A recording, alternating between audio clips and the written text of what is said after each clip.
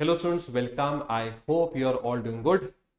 तो जैसा कि आपको पता है, वीक में एक बार हम learn by maps for UPSC and state PCS exams के नाम से अपनी एक वीडियो को जरूर क्रिएट करते हैं, जिसकी सीरीज अब मैं काफी लंबे टाइम से चला रहा हूं। आज हम इसका सेट 39 कवर करेंगे। अब तक के 38 सेट्स आपको चैनल पे प्लेलिस्ट में देखने को मिल जाएंगे।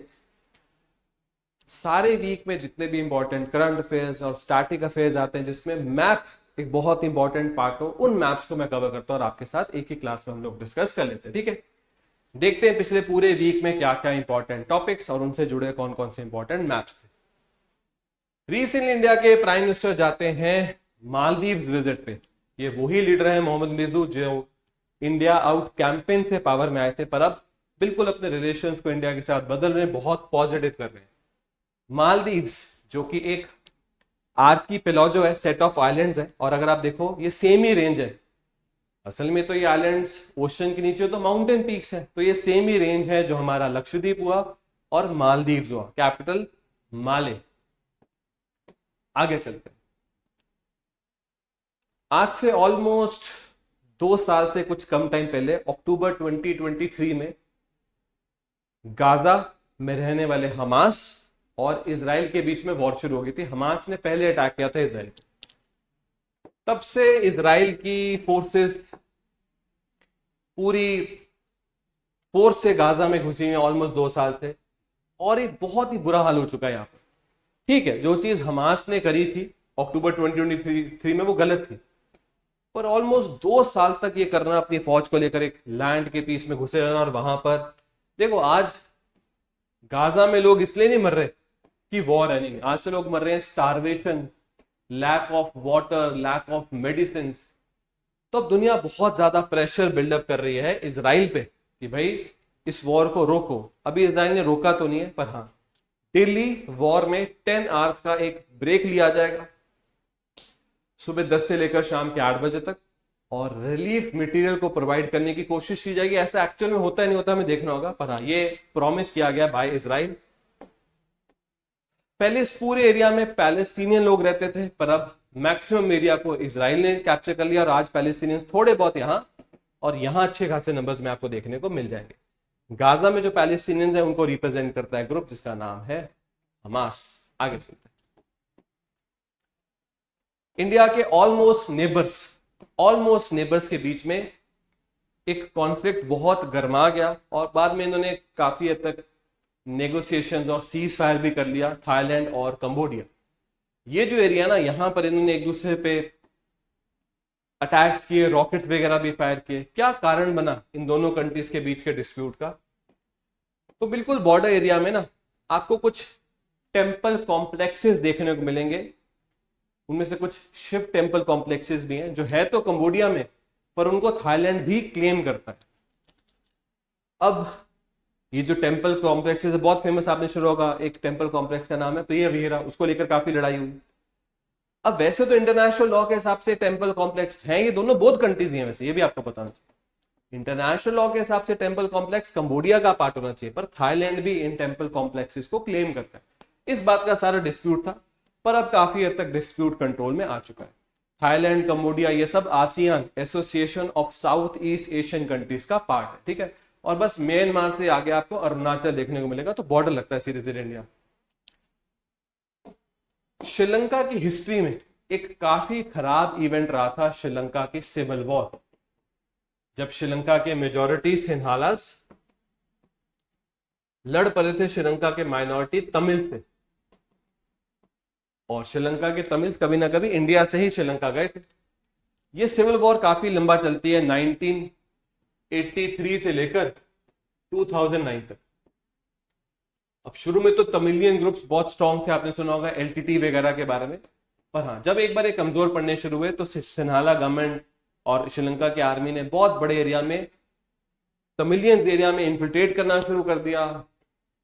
बहुत वॉर क्राइम्स भी हुए, तमिलियंस को मारा भी गया, और बहुत बड़े स्केल पे जो इनोसेंट तमिलियंस थे उनको भी टारगेट किया गया। फिर उस सिविल वॉर के दौरान बहुत सारी डेड बॉडीज को मास ग्रेव्स में भर के उसको बाद में कवर कर दिया गया।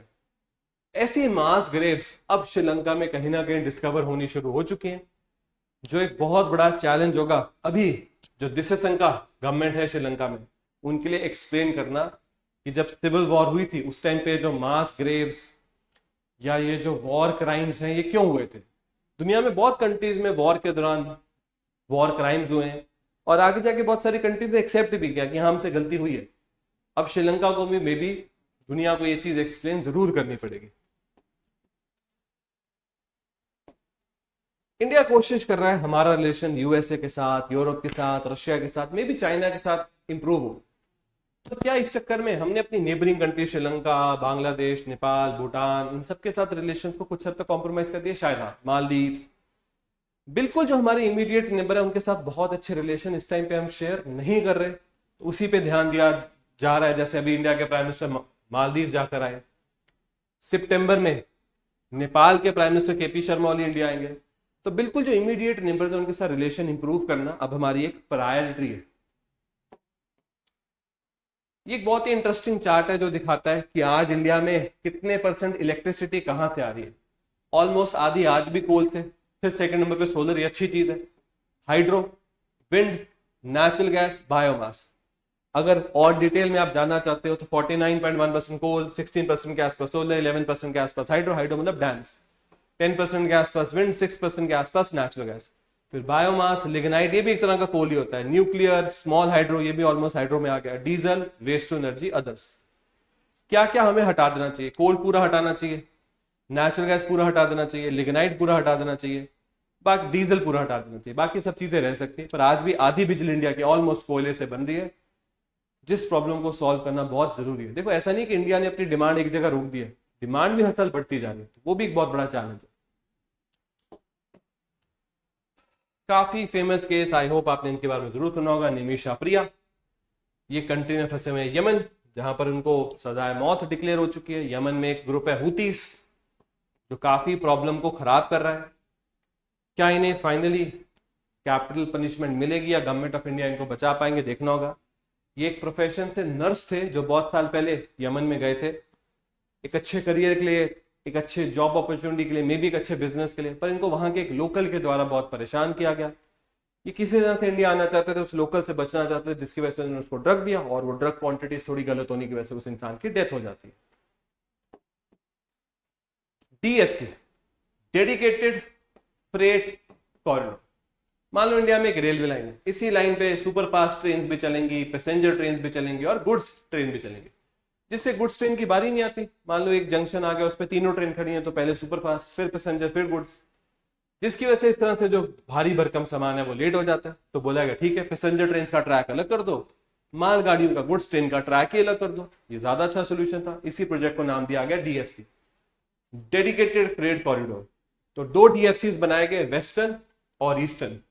ये वो एरिया जहां पर सामान की मैन्युफैक्चरिंग बहुत ज्यादा होती है। तो यहां से ऐसे रेलवे ट्रैक्स बनाए गए जिसपे मालगाड़ियां जाएंगी, सारा सामान ले जाएंगी इस कोस्ट के आसपास जहां से एक्सपोर्ट हो जाएगा, या फिर ये ईस्ट बंगाल वाली कोस्ट के आसपास। तो आपके शिप्स कोस्ट लाइन तक ही आ सकते हैं, यहां तो शिप्स आ नहीं सकते। तो ऐसा नहीं कि हमें सदर्न डीएफसी भी बनाना पड़ेगा, क्योंकि साउथ में ऑलमोस्ट हर शहर से कुछ ना कुछ दूरी पे, कुछ 100 किलोमीटर की दूरी पे कोस्ट है, पर यहां नहीं था और यहां मैन्युफैक्चरिंग बहुत ज्यादा थी। तो उसका प्रॉब्लम का सोल्यूशन डीएफसी से निकाला गया। रिसेंटली इंडिया के प्राइम मिनिस्टर बहुत सारी कंट्रीज की विजिट पे गए थे, जिसमें से एक कंट्री थी नामीबिया, कैपिटल विंडोविक। तो नामीबिया आपको बिल्कुल सदर्न अफ्रीका में देखने को मिलेगा। इसके अलावा वो त्रिनिदाद एंड टोबैगो गए थे, ब्राजील गए थे, घाना गए थे, काफी सारी कंट्रीज की विजिट थी, जिस विजिट को एंड किया नामीबिया पे। इंडिया के अगेंस्ट नॉर्थ ईस्ट में एक ग्रुप, ऑलमोस्ट एक टेररिस्ट ऑर्गेनाइजेशन काम करती है। नॉर्थ ईस्ट मतलब ये वाला रीजन, एक सेकंड, मतलब इस रीजन में वो काम करते हैं, पर ऑपरेट करते थे नेबरिंग कंट्री म्यांमार से। ग्रुप का नाम क्या था? ग्रुप का नाम आई होप आपने जरूर सुना होगा, उल्फा। अब ये जो ग्रुप है ये गवर्नमेंट ऑफ इंडिया के अगेंस्ट, इंडियन फोर्सेस के अगेंस्ट काम करता है, और इसके लिए इसने वेपन भी उठाया हुआ है। अब ये इंडियन लैंड से काम नहीं कर पाते, काम ये म्यांमार से करते, पर हाँ इंडिया के नॉर्थ ईस्ट को काफी हद तक डिस्टर्ब करने की कोशिश करते। रिसेंटली उल्फा के ऊपर एक बहुत बड़ा ड्रोन अटैक होता है। अब गवर्नमेंट ऑफ इंडिया की तरफ से यार इंडियन आर्म फोर्सेस की तरफ से क्लेम तो नहीं किया गया कि वो अटैक हमने किया, पर हाँ चांसेस बहुत ज्यादा है इंडिया ने ही इस अटैक को कंडक्ट किया था। और इस ग्रुप को बहुत हद तक नॉन फंक्शनल बना दिया गया है United liberation front of Assam. ठीक है,